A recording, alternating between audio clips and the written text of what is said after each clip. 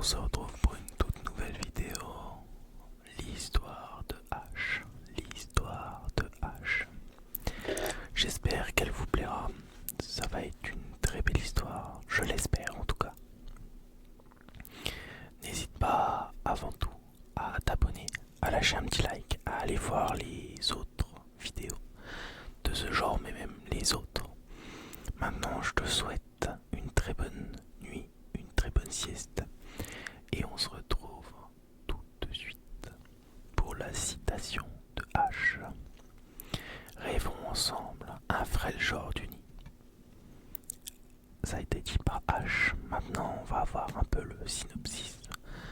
Chef de guerre sublimé de la tribu des Avarosans, H est à la tête de la plus vaste horde des terres du Nord. Stoïque, intelligente et idéaliste, mais mal à l'aise de son rôle de leader, elle puise dans la magie ancestrale de sa lignée pour manier un arc de glace pure. Soutenue par son peuple qui voit en elle la réincarnation de la légendaire héroïne Avarosa, H cherche à unifier Freljord en prenant des terres tribales. C'est parti pour la biographie de H, c'est parti. J'espère que on va bien s'amuser. H, archère de givre. H vient du nord de Freljord, où les raids les plus brutaux et les guerres claniques font partie du paysage au même titre que le hurlement des vents glacés ou les paysages désertiques de la toundra. Fille unique de Grenat, la matriarche de la petite tribu des Avarosan, H est une sublimée. Elle fait partie de la caste des guerriers et elle bénéficie d'une connexion ancestrale avec la magie. Elle a également le rare pouvoir de manipuler la glace pure. Tout le monde pensait qu'H remplacerait sa mère à la tête de la tribu, mais elle était une gloire qu'H ne désirait pas. La sinistre responsabilité de son héritage guerrière et ses dons extraordinaires l'accablèrent au contraire d'un sentiment d'isolement. Ses seuls moments de répit lui venaient de la fréquentation de Sejuani, une sublimée d'une tribu voisine avec laquelle elle chassait l'été autour des Rocks d'Ankal. L'enfance des deux jeunes filles fut marquée par cette amitié, mais l'adolescence les sépara. Grenat avait offensé la grand-mère de Sejuani, et l'amitié entre les tribus prit fin brusquement. Peu après, voyant sa jeunesse prendre fin, la mère d'H commença sa quête du trône d'Avarosa, un trésor légendaire de richesses et d'objets magiques, avec lequel elle espérait rendre sa grandeur à son peuple. Mais la foi de Grenat dans les prophéties et les contes la mena à prendre des risques et son peuple en souffrit. Enfin, durant un raid inutile et dangereux contre les terres d'une tribu, Grenat fut tué. Cette mort soudaine contraignit la jeune H à fuir sa tribu, presque entièrement détruite. Seule pour chasser, a suivi la dernière carte de sa mère vers le glacier désert, où elle trouva la tombe supposée d'Avarosa et son arc magique de glace pure. H utilisa cette arme pour venger la mort de sa mère, puis partit vers l'ouest. Que ce fût par devoir ou solitude, H se fit une réputation de protectrice des tribus errantes qu'elle rencontrait. Elle renonça à la coutume de réduire l'ennemi en esclavage et décida au contraire d'incorporer ces peuples désespérés à sa tribu. Sa renommée grandit rapidement. Beaucoup commencèrent à croire qu'elle ne portait pas seulement l'arme d'Avarosa, mais qu'elle était la légende elle-même, de retour pour unir Freljord. Hélas, les légendes ne remplissent pas les estomacs, et la longue le sud laissa la tribu au bord de la famine. H se servit alors du riche terreau de mythes pour former des alliances avec les puissantes tribus du sud, leur promettant de leur unifier une nation capable d'affronter les royaumes voisins. Ces nouvelles alliances créèrent de nouveaux dangers et H trouva bientôt un milieu d'un conflit politique. Une chef de guerre était censée se marier et choisir un époux dans une des principales tribus ne pouvait qu'enrager les autres.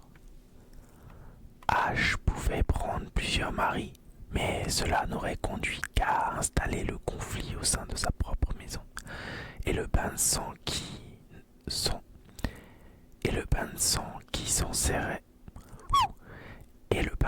s'en serait suivi aurait détruit les alliances qu'elle tentait de construire.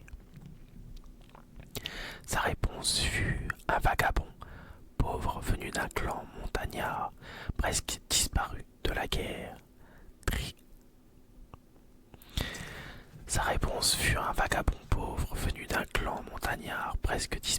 Le guerrier Tryndamere. Ce n'était ni un gardien des esprits, ni un utilisateur des puissants éléments, mais en arrivant dans la nouvelle capitale, Tryndamere s'était jeté dans toutes les arènes de duel qu'il pouvait trouver. Il combattait sans relâche, voulant à tout prix prouver que les survivants de son clan étaient dignes d'être adoptés par une tribu plus forte. Mais même pour Freljord, son style de combat brutal et sa vitalité extraordinaire étaient déstabilisants et beaucoup le suspectent d'être touché par une magie obscure. H ignora les rumeurs et lui offrit d'adopter son peuple s'il devenait son premier et unique lié par le sang. Tryndamere accepta sans enthousiasme. Bien que le mariage fût politique, leur attirance était bien réelle et une véritable affection naquit bientôt entre eux.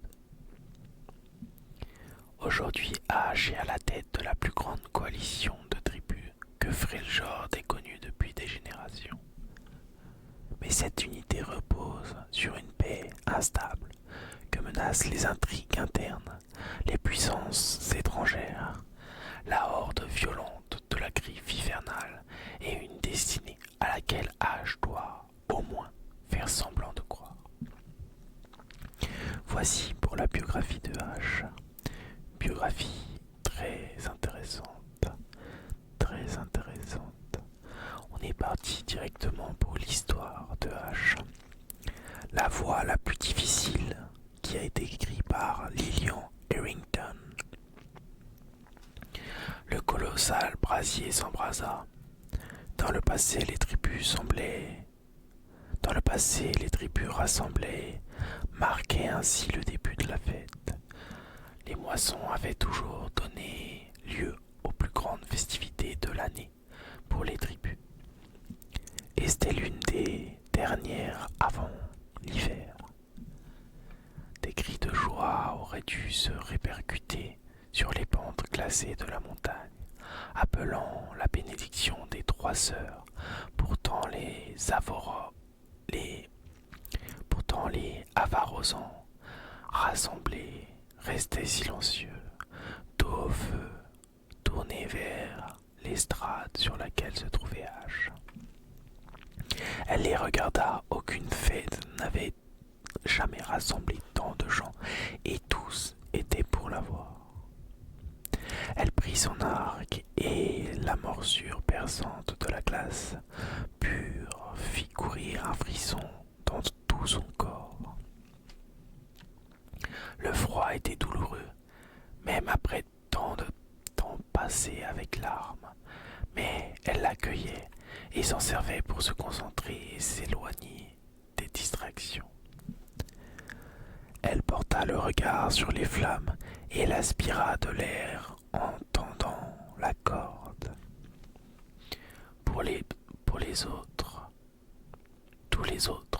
sons de la fête cessèrent. Une flèche de cristal sortit se forma, faite de froid pur contenu par la magie qui courait dans l'arc. Ash la laissa continuer de canaliser la magie dans ses bras.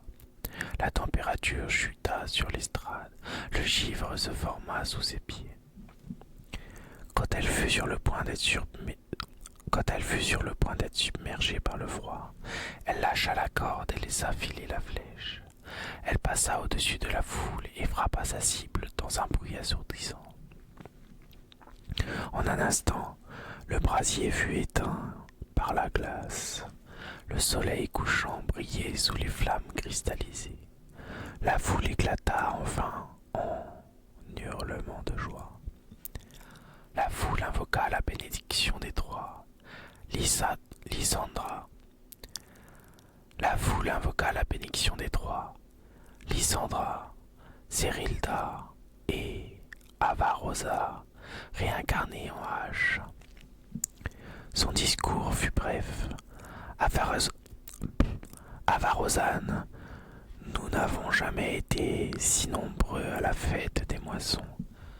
Festoyez avec vos frères et sœurs, nous ne sommes qu'un, buvez et mangez. Elle sourit tandis que la foule l'acclamait. Elle leva haut son arc et les hurrahs se décuplèrent.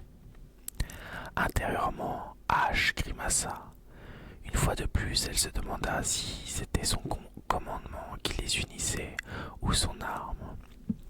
C'était le symbole d'Avarosa et beaucoup pensaient à Freljord que sa propriétaire était Avarosa revenue à la vie. Ash chassa cette pensée. Peu importe pourquoi ils étaient là, ce qu'ils étaient devenus comptait bien plus. Elle sauta de l'estrade et se mêla à la foudre. Wow. Ce qu'ils étaient devenus comptait bien plus. Elle sauta de l'estrade et se mêla à la foule qui gagnait les tables du festin. Les tribus se mélangeaient, partageant la nourriture, la boisson et les vieilles histoires de chasse. Les pics de pierre décrivaient les montagnes, chaudes mais dangereuses du sud. Ash s'enthousiasma avec les autres quand les neiges rouges racontèrent la défaite des armées noxiennes s'efforçant de pénétrer dans le continent depuis la côte. Un guerrier des veines de glace donna une bourrade à Ash en passant. Un étrange frisson la parcourut. Tout avait répondu à son appel à célébrer ensemble. Tout avait juré allégeance aux Avorosans. Tous avaient juré allégeance aux Avorosans. Tous avaient juré allégeance aux Avarosans et chaque tribu voulait d'elle quelque chose de différent. Elle devait être une prophétesse, un sauveur, une médiatrice, un chef de guerre. Ash remplirait tous ses rôles si elle le pouvait. Elle arrivait aux confins de la foule quand elle s'immobilisa. À la dernière table sombre et séparée se tenaient des sublimés qu'elle ne connaissait que trop bien. Les neigés des fanatiques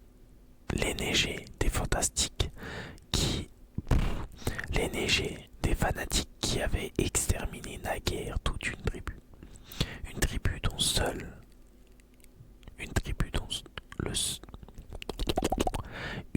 dont le seul crime avait été de rejoindre les Avarosans. Une femme qui semblait leur chef se leva, chef de guerre H, élue d'Avarosa, porteuse de l'art divin. Je m'appelle Hildur Svarem, porteuse de vérité et de chef de guerre déneigé. H imagina de nouveau les huttes brûlées et rasées, les gens agonisant dans la souffrance, et sa rage s'enflamma. La foule se tut autour d'eux tandis qu'Hildur parlait. Tous les gens tous les gens présents savaient ce que les neigés avaient fait. Nous avons juré qu'aucun traître à la foi ne suivrait jamais celle qui prétendent être la réincarnation d'Avarosa. Des guerriers ont combattu bravement, mais mal. Elle prit dans son dos une grande hache de guerre, recouverte de glace pure, vraie, sublimée. Elle subit sans frémir ce contact. Hache compta les pas qui la séparaient de la femme. Il y avait du sang séché sur l'armure d'Ildur, du sang d'Avarosan. Hache tendit tous ses muscles et se prépara à agir. Elle était prête contre toute attaque. Mais la chef de guerre s'agenouilla en baissant la tête et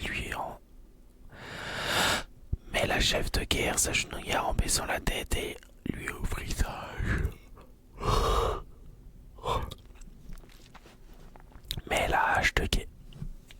Mais la chef de guerre s'agenouilla en laissant la tête. Mais la chef de guerre s'agenouilla en baissant la tête et lui ouvrit sa hache. Pardonne-nous, je ne savais pas ce que je sais. J'étais venu te défier, te démasquer devant tes disciples, mais ta magie dépasse tout ce que j'ai vu. Nul ne peut douter qu'Avarosa parle de toi à travers. Nul ne peut douter qu'Avarosa parle à travers toi. Je t'offre ma hache et ma tête, épargne mon peuple, qu'il puisse prouver son utilité en chassant, en récoltant et en mourant en ton nom. Les neigés suivirent l'exemple de leur chef de guerre et s'agenouillèrent. La foule réclama vengeance à mort. Quand Tash était arrivé, le village n'était qu'une ruine fumante. Les quelques guerriers avaient été facilement identifiés, car leur corps avait été épargné par le feu, mais violemment tailladé et laissé aux corbeaux. Le reste de la tribu était caché dans les maisons implorant, mais ils n'avaient pas été épargnés. Les yeux remplis de rage, Hache tendit la main vers la hache. Elle allait prendre la tête d'Ildur en avertissement. Elle posa la main sur la hache et, tandis que la piqûre familière de la glace pure meurtrissait son bras, elle sentit son arc irradier dans son dos, une douce pulsation comme une brise d'hiver. Elle se calma. « Lève-toi, Ildur, dit-elle en regardant la hache. Ildur se mit debout, décontenancé. Hache soutint son regard. Les neigés ont versé le sang de ma tribu et sont des ennemis. Mais vous avez fait preuve d'humilité et de remords, ici et maintenant. Vous n'êtes plus les neigés. À compter de ce jour, vous êtes Avarosan. Notre famille, tu n'as rien à craindre de moi. Hache remit la hache entre les mains de la chef de guerre et la tension s'évanouit. La fête reprit dans une atmosphère de pardon et de pitié. Hache alla accueillir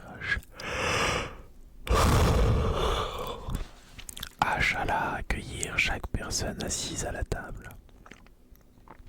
En repartant, elle prit soin de garder sa colère sous contrôle. Son cœur brûlait toujours, mais son peuple avait besoin d'autre chose que de vengeance.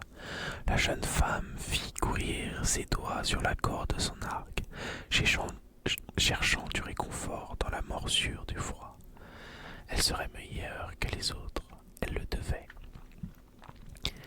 Et voilà pour l'histoire de Hache. J'espère qu'elle vous a plu. Une histoire très glaçante, très sympathique. Je vous souhaite une